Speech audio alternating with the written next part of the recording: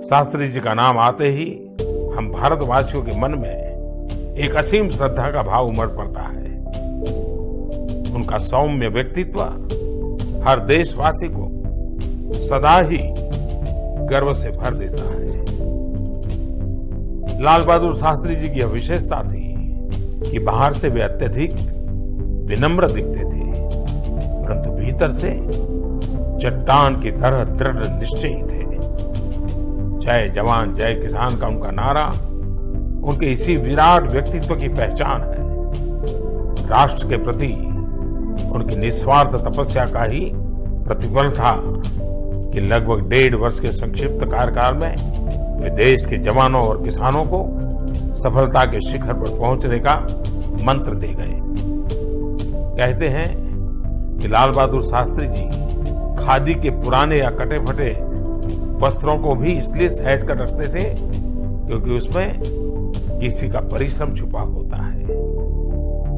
देश से लगाव और देशवासियों को प्रेम की यह भावना छोटे से कद काठी वाले उस महामानव के रग रग में रची बसी थी।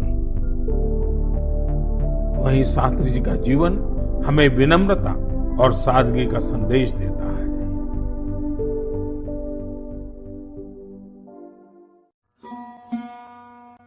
Lal Bahadur Shastri became India's second Prime Minister after Jawaharlal Nehru died of a heart attack in 1964.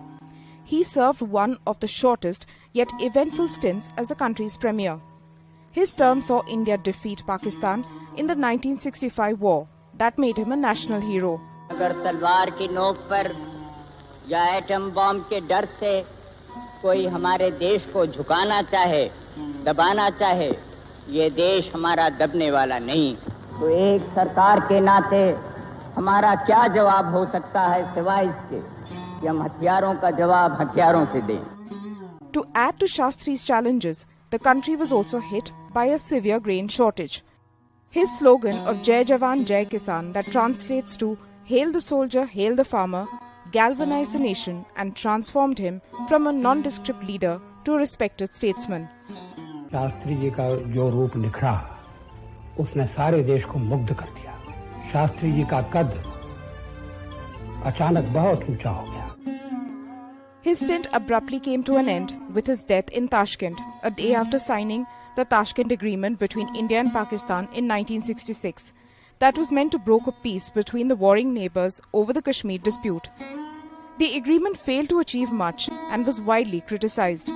Shastri's death, however, overshadowed it all and paved the way for the establishment of the Nehru-Gandhi dynasty, with Indira Gandhi taking over as his successor. नमस्ते छात्रों, मैं हूं श्री गायकवाड़ आर्यल। ज्ञान समृद्धि शिक्षा channel पर आपका हार्दिक स्वागत। छात्रों, आज हम कक्षा 10वीं की इकाई 2 पाठ 5वां ईमानदारी की प्रतिमूर्ति इसका अध्ययन करने वाले हैं। छात्रों, इस वीडियो को बार-बार देखें, अपने दोस्तों को शेयर करें, इस वीडियो को लाइक करें और हाँ, अगर आप पहली बार मेरे इस वीडियो को देख रहे हो तो मेरा यूट्यूब चैनल ज्ञान समृद्धि से अवश्य सब्सक्राइब करें। छात्रों, देखते हैं पाठ 5वां ईमानदारी की प्रतिमूर्ति अर्थात भारत के द्वितीय प्रधानमंत्री स्वर्गीय लाल बहादुर शास्त्री जी। इस पाठ के रचनाकार है सुनील शास्त्री जी, उनके पुत्र लाल बहादुर शास्त्री जी के पुत्र सुनील शास्त्री जी। सुनील शास्त्री जी का जन्म 13 फरवरी 1950 को हुआ। ये ललिता शास्त्री और लाल बहादुर शास्त्री के पुत्र हैं। 1980 में सक्रिय राजनीति में आने से पूर्व ये बैंक ऑफ इंडिया में प्रबंधक थे। उत्तर प्रदेश सरकार में मंत्री भी रहे। एक राजनेता के अलावा कवि और लेखक भी है। इनका कविता, संगीत और सामाजिक कार्यों में विशेष लगाव है। ये सामाजिक एवं आर्थिक बदलाव पर अपने विचारों को पत्र पत्रिकाओं में व्यक्त करते रहते। छात्रों, हमारे भारत देश में जो इतिहास है उस इतिहास में 2 अक्टूबर इस तिथि का खास विशेष महत्व है, क्योंकि इसी दिन भारत भूमि पर 2 रत्नों का जन्म हुआ था। एक थे हमारे राष्ट्रपिता महात्मा गांधी और दूसरे है लाल बहादुर शास्त्री जी। दोनों का जन्म 2 अक्टूबर को हुआ था और दोनों की मृत्यु जनवरी महीने में हुई थी। ये विशेष है। देखते हैं लाल बहादुर शास्त्री। ये एक संस्मरण है। इसमें लेखक ने अपने पिताजी की स्वर्गीय लाल बहादुर शास्त्री जी की कार्य के प्रति ईमानदारी, सादगी, सरलता, सच्चाई, परोपकार आदि गुणों के अलावा उनके साथ बिताए कुछ विशेष पलों को बड़े ही अच्छे ढंग से उजागर किया है। इस पाठ के माध्यम से लेखक ने बताया कि हमें भी अपने कार्य के प्रति ईमानदार रहना चाहिए, बड़ों की आज्ञा का पालन करना चाहिए एवं सदैव अपने पद की गरिमा को ध्यान में रखते हुए उसका सदुपयोग करना चाहिए। छात्रों, हमने अपने जीवन में, लेखक कहते, रचनाकार कहते, हमने अपने जीवन में बाबूजी के रहते अभाव नहीं देखा। उनके न रहने के बाद जो कुछ मुझ पर बीता वो एक दूसरी तरह का अभाव था कि मुझे बैंक की नौकरी करनी पड़ी। लेकिन उससे पूर्व बाबूजी के रहते जब मैं जन्मा था तब वे उत्तर प्रदेश के पुलिस मंत्री थे। उस समय गृह मंत्री को पुलिस मंत्री कहा जाता था। इसलिए मैं हमेशा कल्पना किया करता था कि हमारे पास ये छोटी गाड़ी नहीं, बड़ी आलीशान गाड़ी होनी चाहिए। बाबूजी प्रधानमंत्री हुए तो वहां जो गाड़ी थी वो थी इम्पाला शेवरलेट। उसे देख देख बड़ा जी करता था कि मौका मिले और उसे चलाऊं। प्रधानमंत्री का बेटा था, कोई मामूली बात नहीं थी। सोचते विचारते कल्पना की उड़ान भरते एक दिन मौका मिल गया। धीरे धीरे हिम्मत भी खुल गई थी ऑर्डर देने की, आदेश देने की। हमने बाबूजी के निजी यानी कि वैयक्तिक खासगी सचिव मतलब सेक्रेटरी से कहा, सहाय साहब, उनका नाम था सहाय साहब, जरा ड्राइवर से कहिए इम्पाला लेकर रेजिडेंस की तरफ आ जाए। एक मकान, रहने का मकान, रेजिडेंस का मतलब है मकान। 2 मिनट में गाड़ी आकर दरवाजे पर लग गई। अनिल भैया ने कहा, मैं तो इसे चलाऊंगा नहीं, तुम ही चलाओ। मैं आगे बढ़ा, ड्राइवर से चाबी मांगी और बोला ड्राइवर से, तुम बैठो, आराम करो, हम लोग वापस आते हैं अभी। गाड़ी ले हम चल पड़े। क्या शान की सवारी थी, याद कर बदन में झुरझुरी आने लगी। जिसकी यहाँ खाना था वहां पहुंचा। बातचीत में समय का ध्यान नहीं रहा, देर हो गई। याद आया बाबूजी आ गए होंगे। वापस घर आ फाटक से पहले गाड़ी रोक दी। उतरकर गेट तक आया। संतरी यानी कि वहां का जो पहरेदार है वो संतरी को हिदायत मतलब सूचना दी, सैल्यूट नहीं, बस धीरे से गेट खोल दो। वो आवाज करे तो उसे बंद मत करो, खुला छोड़ दो। बाबूजी का डर, वो खटपट सैल्यूट मारेगा तो आवाज होगी और फिर गेट की आवाज से बाबूजी को हम लोगों के लौटने का अंदाजा हो जाएगा। वे बेकार में पूछताछ करेंगे, अभी बात ताजा है, सुबह तक बाद में पानी पड़ चुका होगा। संतरी से जैसा कहा गया उसने किया। दबे पैर पीछे किचन के दरवाजे से अंदर घुसा। जाते ही अम्मा मिली। पूछा, बाबूजी आ गए? कुछ पूछा तो नहीं?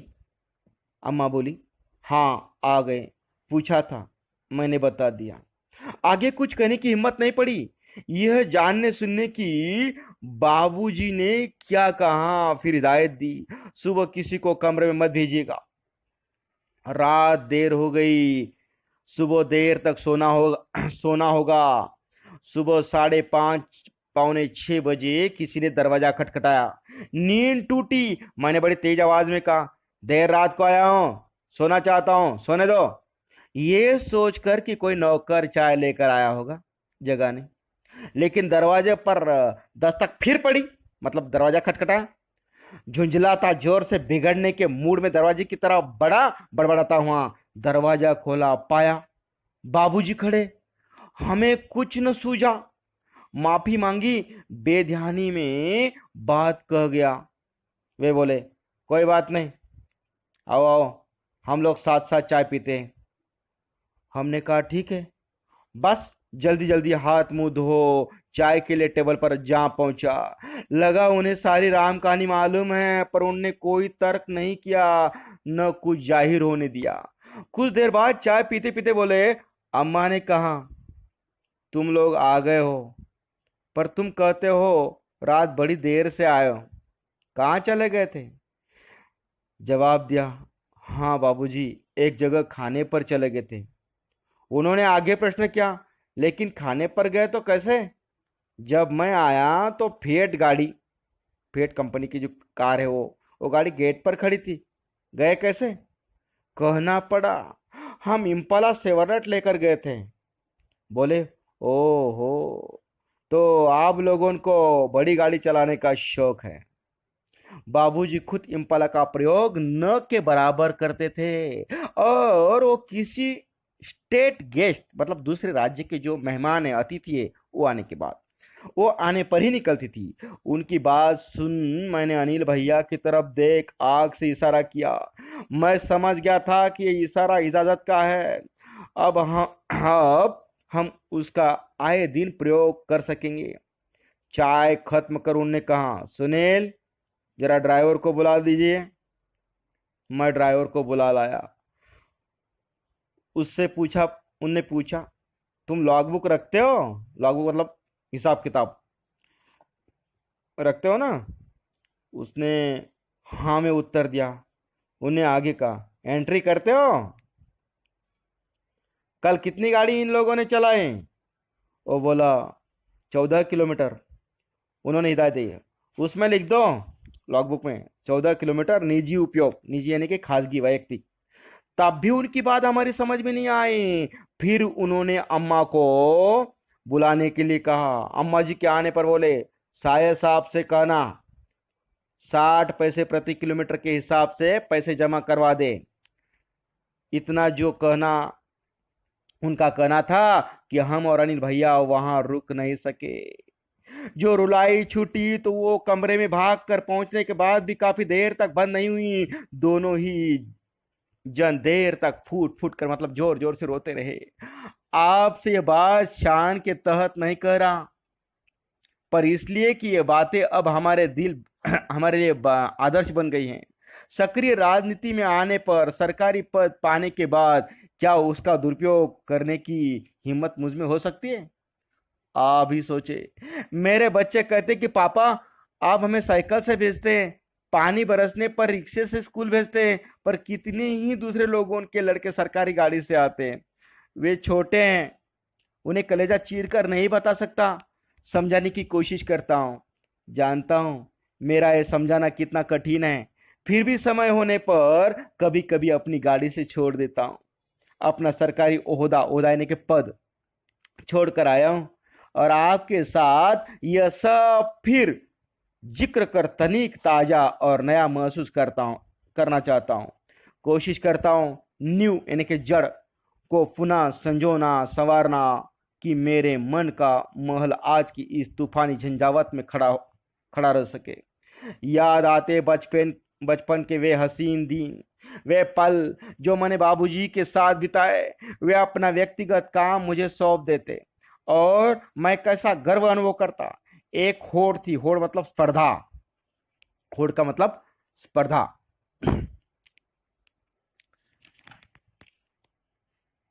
एक होड़ थी जो हम भाइयों में लगी रहती, किसे कितना काम दिया जाता है और कौन उसे कितनी सफाई से करता है।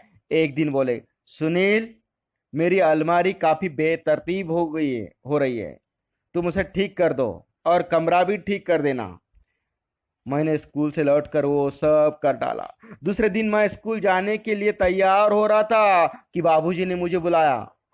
पूछा, तुमने सब कुछ बहुत ठीक कर लिया।